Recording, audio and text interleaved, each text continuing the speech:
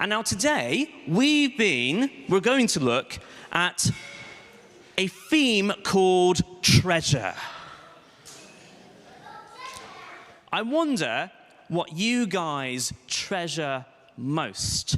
Now, as I open this treasure chest, if it allows me to, there we go, there might be many things that you treasure. It could be books, it could be toys, it could be games, it could be cars, it could be family, it could even be your phone. But let me show you one of the things I treasure most. We get on the slide, please. There we go. What do I treasure most? It's my cat, Ricky Martin, or sometimes known as Kit Kat. We've had him since October. He is the thing we talk so much about at home, and he hasn't been well recently, so we spend a lot of money on our cat. Why? Because we treasure him, because he's worth it. And that's not yet, Abby. Thank you. But now you know what I treasure most.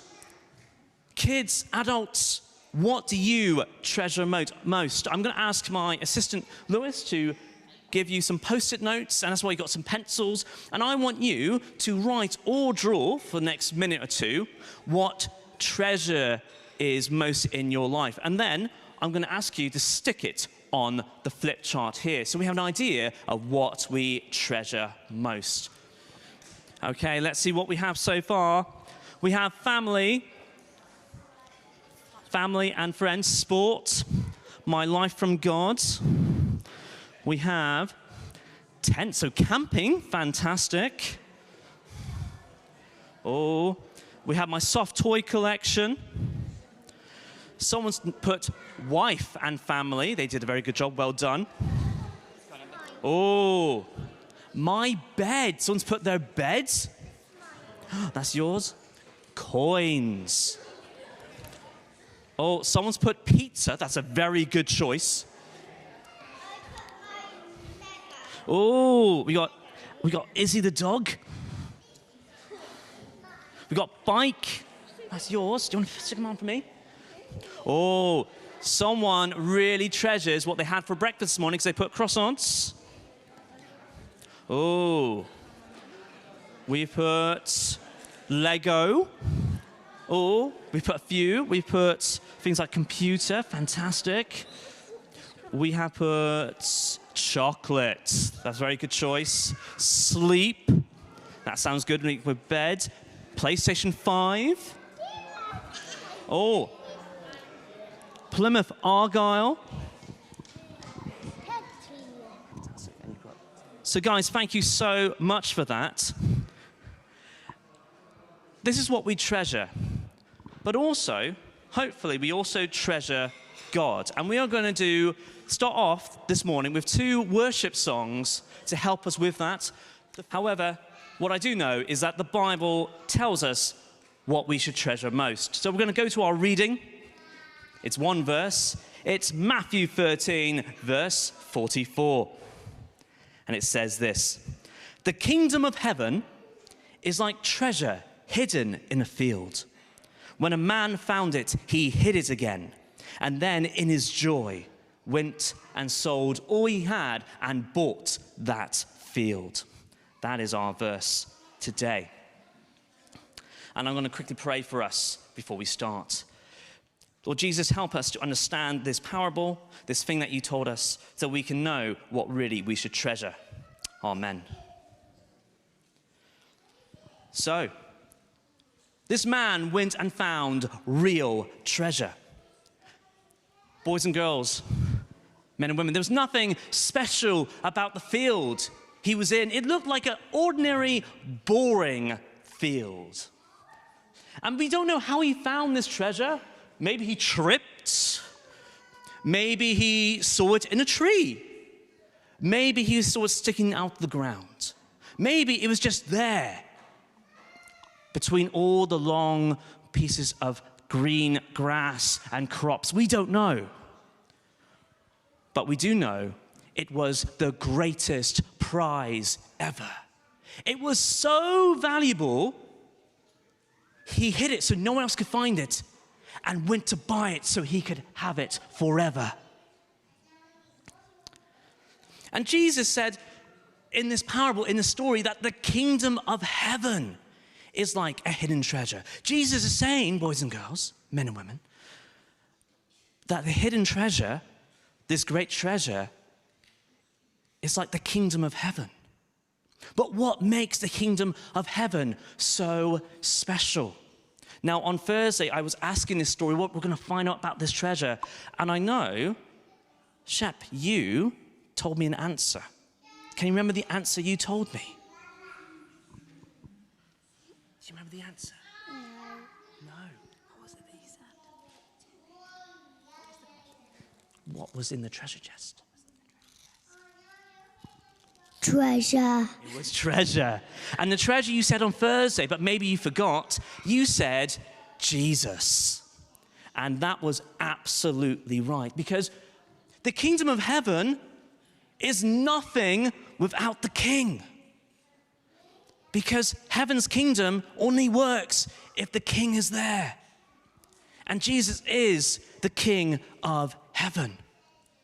And so, Shep, since you gave me a fantastic answer on Thursday, would you like to come up and get something from the treasure chest? Yeah, would you like to come up? I would like you, can you hold this up for me? Look what we found in this treasure chest. We found a cross with a crown. And I need one more volunteer, adult or kid, I don't really mind, to come. Josh, I see your hand coming up first. Thank you. Okay, and Josh, what is that you are holding? The Bible. The Bible. So here we have great treasure, guys. What we have is we have the Bible, which tells us all about Jesus. And in many places, it's the most precious thing they have. And we have the cross. Can you lift up the cross as high as you can, Shep? With a crown, showing the King of Heaven came to die for us so we could get into heaven.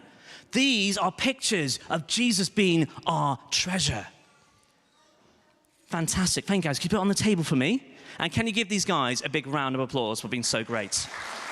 Thank you, guys. You sit back down now for me. Fantastic. Thank you. What I do appreciate about Abby, though, is she couldn't wait to get inside the treasure to find out what's inside it. If only we were like that about Jesus. So, guys, look at Abby's excitement and refusing to get away from the treasure chest and think, am I like that with Jesus? Or do I let go too easily? So Jesus is saying that he is the treasure that the person found in the field. The treasure that the person was so happy and so joyful, he sold everything to get this treasure. To get Jesus, he gave everything he had, and it was a bargain. And it's because Jesus changes our lives. He deals with all our wrongs and mistakes and sins and the dirt inside, and he makes us clean. He makes us right with God. He gives us a brand new life that never runs out. This treasure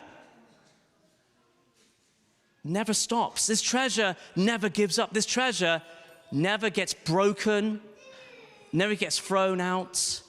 It never stops. It keeps going because this treasure is forever.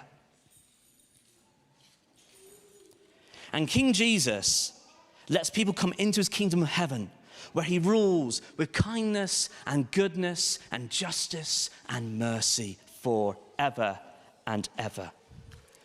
Now, who here has heard of fool's gold? Gold that looks at first like the real thing, like something really valuable, but when you look closer, it's not gold at all. It's a bit like getting really, really excited about being given lots of money by your parents and then finding out it's Monopoly money. Not real money, Monopoly money. What can I buy with Monopoly money? Well, maybe Mayfair from Monopoly, but I can't buy anything in the proper shops. I can't buy a real car with that. I can't buy a real phone or real games or anything.